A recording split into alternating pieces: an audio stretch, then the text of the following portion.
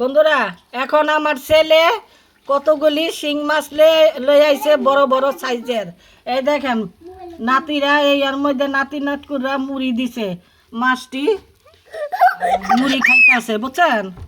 মাছটি মুড়ি খাইতেছে।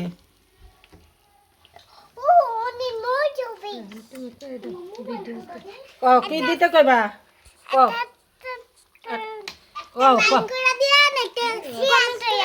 কি